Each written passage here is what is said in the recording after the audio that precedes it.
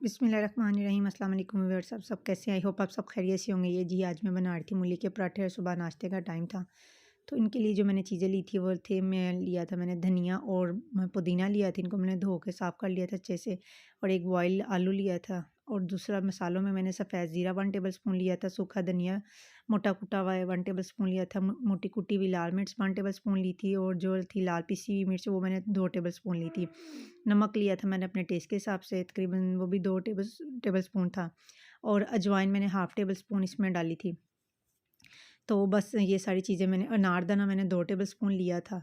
तो बस इन सारी चीज़ों को मैंने जो है इसमें ऐड किया था, और मूलियाँ जो थी वो मैंने 1 केजी ली थी। आलू इसलिए मैं डालती हूँ इसके अंदर के जो मूलियों की बाइंडिंग होती है वो बड़ी अच्छी हो जाती है, मिक्स करने में भी आसानी होती है और रोटियाँ बनाने में भी आसानी होती है। तो बस मैंने ये ले ली थी सारी चीज़ें। तो इसमें जो हरी मिर्चें ली थी वो मैंने तकरीबन 6-7 हरी मिर्चें बारीक-बारीक काट ली थी। तो मेरे पास ये चॉपर है, इसमें ये 3 इन 1 है, इसके अंदर ये कीमा भी चॉप हो जाता है, बड़े आसानी से मूलियाँ भी क्रश होती हैं, और इसके साथ जूस है, जो ऑरेंज जूस है वो भी बड़ा आसानी से बन जाता है। 3 इन 1 है मेरे पास, ये मेरी शादी की है, काफ़ी टाइम से मेरे पास है। तो बस आप चीज़ को एहतियात से जब इस्तेमाल करते हैं तो आपकी चीज़ काफ़ी लॉन्ग टाइम चल जाती है, अगर आप एहतियात से इस्तेमाल करें। अगर आप चीज़ की केयर ना करें तो बस चीज़ें जल्दी से ख़राब हो जाती हैं फिर। तो बस मैं बड़े इस्तेमाल तरीके से इसको करती हूँ कि बस रोज़-रोज़ तो चीज़ें इंसान ले नहीं सकते, इतनी महँगी हैं अब तो, बल्कि ये और भी महँगी हो गई हैं। जब मैंने ली थी तब तो मैंने बड़ा मुनासिब ले लिया था। तो बस इसके लिए मुझे आसानी बड़ी हो जाती है कि गाजरें भी, मूलियाँ जो भी क्रश करना हो, कोई कीमा-शीमा, ये चीज़ें बड़ी आसानी से हो जाती हैं। तो बस मूलियाँ मैंने इन्हें धो के अच्छे से इनको पहले ड्राई कर लिया था। मूलियाँ आपको पता है पानी भी बहुत इनका निकलता है। तो मैंने इनको पहले अच्छे से ये चॉप कर लिया था, ये क्रश कर लिया था, ये बड़ी प्यारी और बड़ी बारीक सी हो गई थी। तो आसानी भी हो गई थी मुझे। पहले तो मैं कद्दूकस करती होती थी, फिर मैंने इस चॉप को निकाला। मैंने कहा इसके लिए तो आसानी हो जाएगी, क्योंकि हाथ से करने में काफ़ी टाइम लग जाता है। तो ये पानी भी इतना छोड़ती हैं कि बस मैंने इनका पानी पहले अलहदा से ड्रेन कर लिया था, अच्छे से निचोड़ लिया था। क्योंकि जब आप मसाले में मिक्स करते हैं नमक और जब नमक इसमें मिक्स हो जाता है तो फिर ये ऑटोमेटिकली पानी छोड़ती हैं और पानी छोड़ती हैं। इसलिए मैंने हाथ की मदद से इनको पहले अच्छे से ड्राई कर लिया था, काफ़ी हद तक मैंने इनका पानी निकाल लिया था। क्योंकि जब आप फ्रेश बनाते हैं मूली के पराठे तो तब तो बिल्कुल सही बनते हैं, फिर थोड़ी देर के लिए आप छोड़ते हैं तो ये पानी काफ़ी हद तक फिर छोड़ देती हैं। तो मैं जब फिर अगर मेरा बच जाए मेज़ा कुछ रह जाए तो फिर मैं उसको जब बनाती हूँ दोबारा से रोटी, तो उसके पानी को फिर थोड़ा-सा हाथ की मदद से निचोड़ लेती हूँ उसको, यानी कि अच्छे से ड्रेन कर लेती हूँ ताकि रोटी फटे नहीं। तो ऐसे तो पानी अगर होता है तो फिर रोटी फटने का डर होता है। तो बस ये मैंने सारी चीज़ों को इसमें डाल दिया था। तो मैंने इसकी बाइंडिंग इसको मिक्स अच्छे से कर लिया था। आलू डालने से ज़रा आसानी हो जाती कि मूलियाँ अच्छे से ज़रा जुड़ जाती हैं। वैसे तो ये ना डालें तो अलग-अलग भी रहती हैं बिल्कुल। तो मैं आलू ऐसे डालती हूँ।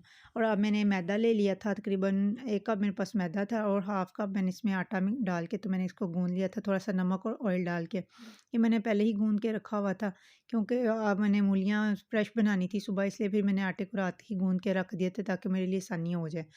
तो बस मैंने इसकी रोटियाँ बनाई, पराठे बड़े मज़े के बने। सुबह-सुबह फिर हमने नाश्ता आज मूली के पराठों का किया। मुझे बहुत पसंद हैं, क्योंकि सर्दियों में ये चीज़ें वैसे बड़ी अच्छी लगती हैं, और मूलियाँ भी सर्दियों में ज़्यादा अच्छी आती हैं, मीठी होती हैं। तो ये पराठे खाने का भी मज़ा आता है। मूलियाँ पालक भी बनता है, मूलियाँ गोश्त भी बनता है। जैसे भी आप चाहें तो मूली के पराठे भी बहुत मज़े के बनते हैं और ज़्यादातर घरों में खाए जाते हैं सर्दियों में। तो मुझे तो बहुत अच्छे लगते हैं, तो मैं तो बस अपने लिए बना के रख छोड़ती हूँ ताकि जब भी दिल किया तो मूलियाँ निकालें। अगर आप चाहें तो मूलियों को सेपरेट भी क्रश करके फ्रीज़ कर सकते हैं कि जब आप निकालें इस्तेमाल कर लें इनको, इनका पानी अच्छे से ड्रेन करके हाथ की मदद से। तो बड़ी आसानी से ये यानी कि मूली के पराठे बन जाते हैं, क्योंकि स्पेशल अगर आप चाहें ले लें मूलियाँ फिर काटें करें तो वो फिर थोड़ा टाइम लगता है। इसलिए अगर मैं मूलियाँ ज़्यादा मेरे पास हों तो मैं इनको क्रश करके ऐसे ही फ्रीज़ कर लेती हूँ, कि फिर जब बनाना बाकी सारे मसाले ऐड किए तो आराम से मूलियाँ इस्तेमाल कर ली। बस ये भी मैंने मूली के पराठे बनाए थे, और ईश फातिमा के लिए भी मैंने छोटा-सा बनाया था, क्योंकि वो भी इतने शौक से तो नहीं खाती है ये चीज़ें, लेकिन मैंने कहा चलो मैं खा रही हूँ, मेरे साथ शायद ये भी खा ले। तो इसके लिए भी मैंने एक छोटा-सा बनाया था कि ताकि इसका भी थोड़ा पेट बढ़े, इसको भी इन चीज़ों की आदत पड़े। क्योंकि जैसा आप बच्चों को रखते हैं, बच्चे वैसे ही खाते हैं, जो चीज़ों की आदत डालते हैं, बच्चे वैसे ही उन चीज़ों पे ही रहते हैं और वही चीज़ें बस खाते हैं। लेकिन मैं इसको अपने साथ ज़्यादातर कोशिश करती हूँ रोटी ही खिलाऊँ, कि रोटी खाएगी तो इसको एक तो सेहत भी बच्चे की ठीक रहती है, दूसरा ये है कि बच्चे को आदत भी पड़ती है हर चीज़ खाने की। इसलिए भी मैं इसको अब आहिस्ता-आहिस्ता हर चीज़ देती हूँ, थोड़ा-थोड़ा चाहे खाए, चाहे 2-4 निवाले ही ले, लेकिन मैं देती हूँ। बस हमने नाश्ता किया तो मेरी मशीन भी गई थी टूट, जो जूसर था मेरा टूट गया था। तो बस ये मेरे पास एक पड़ा हुआ था जूसर, मैं अपना नया निकाला था मैंने अंदर से, ये मेरी शादी का था, जो मैंने ये नया निकाला पैनासोनिक का, तो वो मेरे पास उससे पहले का था। तो वो काफ़ी देर से वो मेरा इस्तेमाल हो रहा था, बस उस दिन मेरे से गिरा तो वो टूट गया, बिल्कुल भी इस्तेमाल ही में आ ही नहीं रहा था ये। फिर मैंने ये नया निकाला, मैंने कहा चलो अब इसको इस्तेमाल करती हूँ। तो इसकी मुझे ये 3 इन 1 था और मुझे इसकी एक चीज़ बड़ी अच्छी लगी। इसके अंदर जो डब्बियाँ थी मसालों वाली वो बड़ी अच्छी थी। इनके 2 थी और दोनों जो-सी डब्बियों का था अंदर एक एक ही जैसा सिस्टम था दोनों का। नहीं तो डब्बियाँ ऐसी होती हैं कि एक में 3 ब्लेड होते हैं, वो सिर्फ़ आप चीनी वगैरह कुछ नट्स वगैरह करें चॉप तो वो हो जाए। लेकिन ये डब्बियाँ ऐसी थी, ये 2 ब्लेड्स वाली थी दोनों। तो मुझे बड़ी अच्छी लगी ये, क्योंकि 3 ब्लेड्स वाली जो होती है अंदर एक डब्बी, वो इतनी सही नहीं रहती है। मुझे लगता है वैसे कि मेरे पास तो मुझे तो ये बड़ी अच्छा लगा देख के कि इसका जग भी ऐसा था जैसे शीशे का हो, इसका प्लास्टिक इतना अच्छा था, मुझे बड़ी पसंद आई ना मैंने जब निकाली। क्योंकि जब मैंने ये मेरे पास थी तब मैंने तो देखी ही नहीं थी खोल के, वैसे की वैसे बंद पैक पड़ी हुई थी। तो बस फिर मैंने ये भी इस्तेमाल करनी थी, निकाली। आज मैंने कल निकालूँ, चीज़ें सारी करने वाली थी, मसाले वगैरह पीसने वाले थे, तो फिर मैंने निकाली। तो ये हम आए थे नर्सरी, यहाँ पे ये मैंने गोभी देखी, मेरा दिल चाहा उसको तोड़ूँ, लेकिन कोई आदमी था ही नहीं, जिनके पास हम आते हैं ये काफ़ी हमें जानते हैं, पुराने हैं, इनसे मैं चीज़ें लेती थी।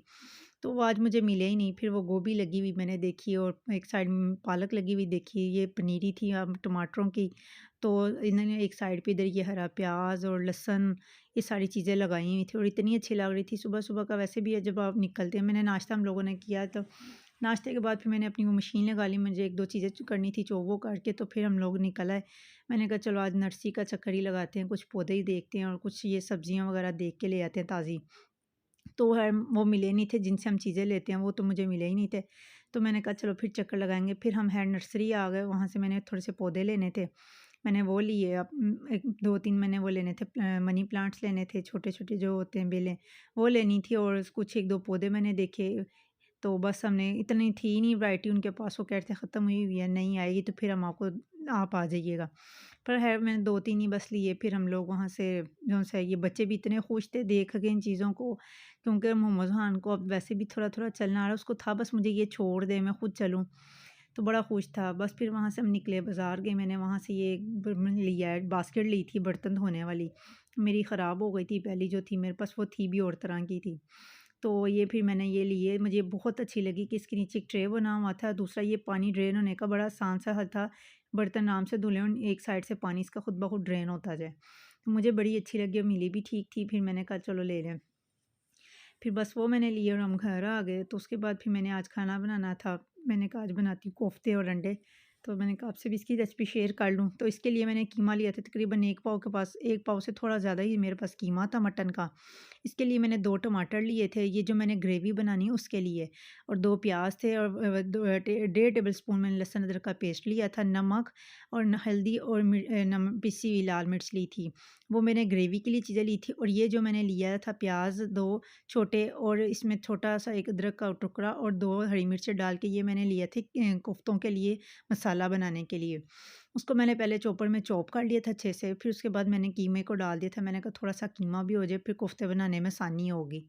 तो बस मैंने इसको 1 से 2 मिनट के लिए चलाया था, तो ये कीमा और प्याज़ बड़े अच्छे से एकदम साथ ही हो गए थे। वैसे तो आप जब कीमा बाज़ार से लेते हैं तो वहाँ से भी मशीन से जो निकलवा लें वो भी बेस्ट रहता है, वो ज़्यादा बेस्ट रहता है।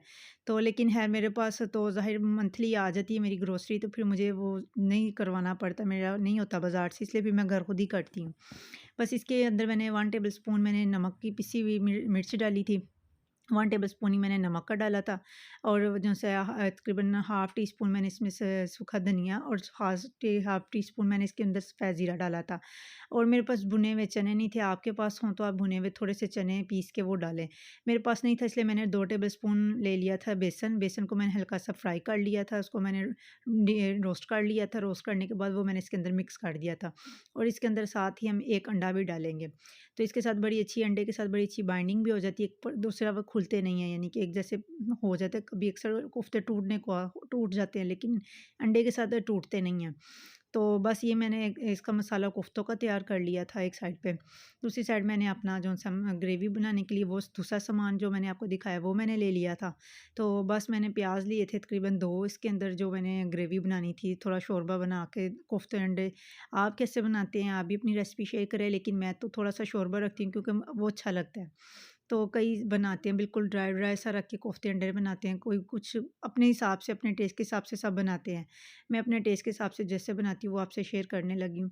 तो बस ऐसे मैंने छोटे-छोटे कोफ्ते बना लिए थे इसके। तो मैं कोफ्ते रेडीमेड ने आज तक नहीं यूज़ किए क्योंकि मुझे वो अच्छे ही नहीं लगते, पता नहीं वो कैसे बने होते हैं। इसलिए मैंने हमेशा चिकन के बनाऊँ या मैं बनाऊँ मटन के, हमेशा मैंने घर में ही बनाया है। चिकन के भी बहुत अच्छे बनते हैं। और मटन के भी बहुत अच्छे बनते हैं। तो मैं ज़्यादातर हर मटन के ही बनाती हूँ, चिकन के मैंने 1-2 दफ़ा ही बनाए, वैसे वो भी अच्छे बने थे। बस ये मैंने प्याज़ को हल्का-हल्का सा बस थोड़ा-सा कलर इसका चेंज किया, गोल्डन सा करके उसके अंदर मैंने लहसुन अदरक का पेस्ट डाल दिया था। थोड़ा-सा उसको फ्राई किया 2 से 4 मिनट, उसके बाद मैंने ये जो टमाटर 2 लिए हुए थे, इनको काट के साथ डाल दिया था, साथ नमक, मिर्च और हल्दी इसके अंदर ऐड कर दी थी। नमक, मिर्च मैंने अपने टेस्ट के हिसाब से ली थी क्योंकि कोफ्तों के अंदर भी थी मिर्चें और नमक, इसलिए फिर मैंने इसके अंदर थोड़ा हिसाब से ही डाली थी। तो और इसके अंदर मसाले ज़्यादा नहीं जाते, और एक दालचीनी का टुकड़ा और 2 मोटी इलायची मैंने इसके अंदर ऐड की थी। मसाले को मैंने घी से फ्राई करके सारा भून के अच्छे से निकाल लिया था। तो इसके अंदर अब हम ये कोफ्ते रख देंगे और इसको हल्की आँच पे बनाएँगे ताकि ये हल्की आँच पे अच्छे से अंदर से पक जाए, कीमा कच्चा ना रह जाए।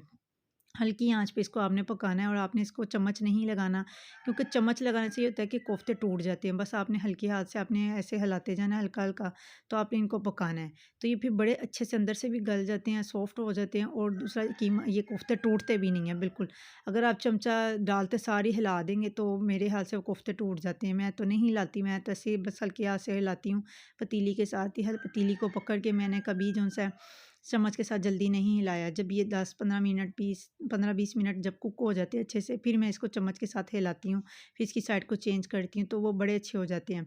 फिर जो मैंने मसाला इसमें से निकाला तो उसको मैंने हल्का सा चॉप कर लिया, वो चॉप कह रही हूँ, वो मैंने ग्राइंड कर लिया था, क्योंकि प्याज़, टमाटर जो थे ना वो अच्छे से इसके अंदर जब ग्राइंड हो जाते हैं तो वो बड़ा अच्छा इसका एक ग्रेवी बन जाती है।